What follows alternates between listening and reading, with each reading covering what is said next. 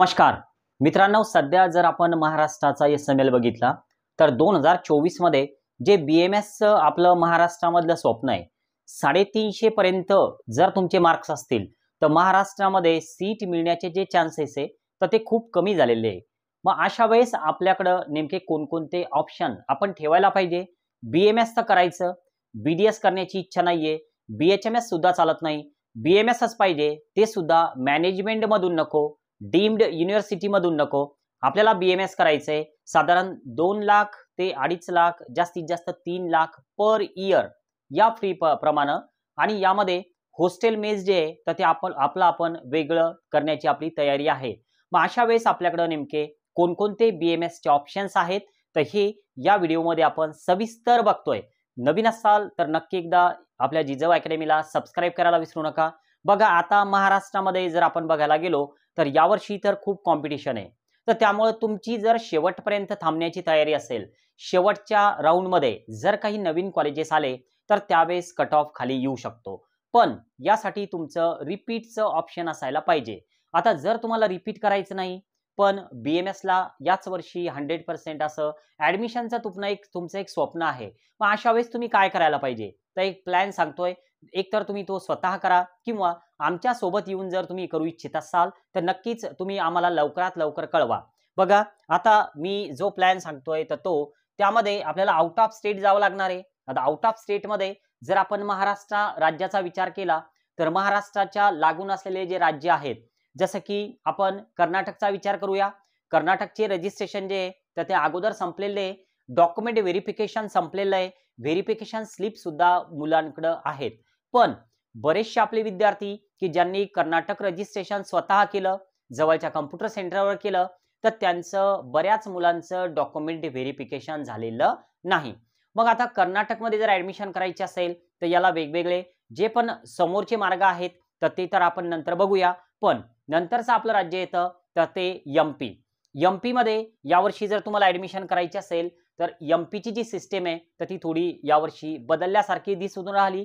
MP मध्ये admission होणं एवढं सहज सोपं शक्य नाही।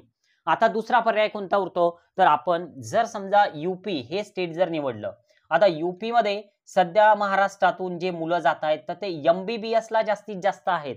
एमबीबीएस ला तुम्ही जर यूपी स्टेट बघितलं, आग्रा घ्या, कानपूर घ्या, त्यानंतर लखनौ, बाराबंकी, प्रत्येक सिटीमध्ये तुम्हाला महाराष्ट्रीयन मुलं मिळतील प्रत्येक कॉलेजमध्ये एमबीबीएसच्या।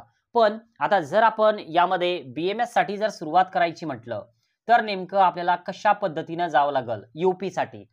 लक्षात घ्या, कुठल्याही प्रकारचा मॅनेजमेंट कोटा नाही, जे पण अलॉटमेंट होणार आहे तर ते राऊंड मधून होणार, पण यासाठी तुम्हाला यूपी आयुष जे आहे तर त्याचं रजिस्ट्रेशन करणं गरजेचं आहे।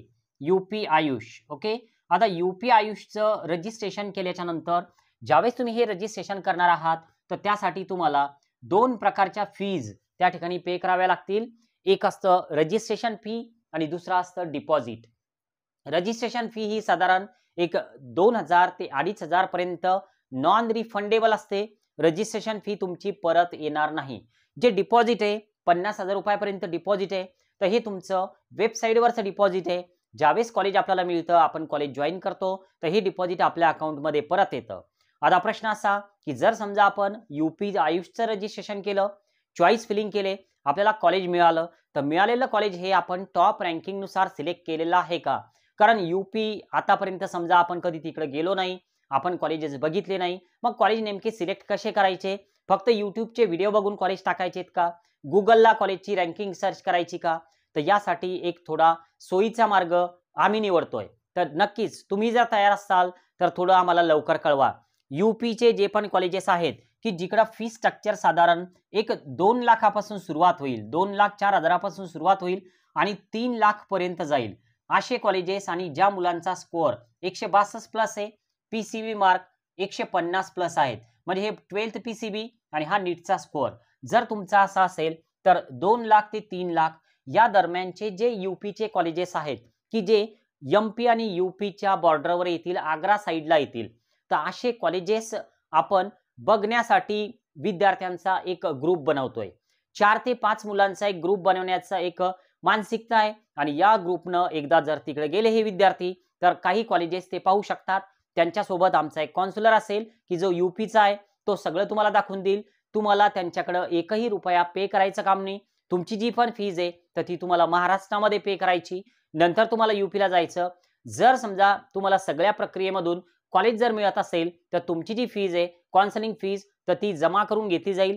पण जर तुम्हाला कॉलेज नाही मिळालं तर यामध्ये रिफंड पॉलिसी सुद्धा असेल. आता राहिला की आम्हाला सर यूपीमध्ये मुलांसोबत जाण्याची इच्छा आहे. तर अगोदर तर आमच्या रजिस्टर्ड पेड स्टुडंटचा जो ग्रुप आहे तर त्याला थोडा आम्ही प्रेफर करणार आणि नंतर मग बाहेरचे विद्यार्थी घेणार. आता लवकरात लवकर म्हणजे या 1 ते 2 दिवसामध्ये, आठवड्यामध्ये हा ग्रुप तयार करायचा आहे. तुमची जर इच्छा असेल तर तुम्ही UP-BMS असा एक मेसेज करायचा आहे. UP-BAMS तो कोणता नंबर तर 84 59 81 89 23 या नंबरला तुम्ही मेसेज करायचा आहे. UP-BMS 84 59 81 89 23 व्हॉट्सअपला मेसेज करा. फक्त UP-BMS करा. UP-BMS आम्ही सर्च करू. सविस्तर एक मेसेज टाईप करू. कधी जायचं, काय जायचं हे सर्व एकदा तुम्ही आमच्या रजिस्टर्ड विद्यार्थ्यांच्या ग्रुपमध्ये ऍड झाले की तिथनं सर्व नियोजन आमचं जे आहे तर ते पुढे तुम्हाला कळवण्यात येईल. पण अगोदर तुम्ही ग्रुपला जॉईन होणं गरजेचे आहे आणि त्यासाठी या नंबरवर तुम्हाला मेसेज करायचा आहे. महाराष्ट्रातली कॉम्पिटिशन बघता यूपीमध्ये नंतर कॉम्पिटिशन वाढू शकते, तर त्यामुळं डिसिजन जो आहे तर तो खूप फास्ट झाला पाहिजे. आज आपण या ठिकाणी थांबूया. Okay, bye.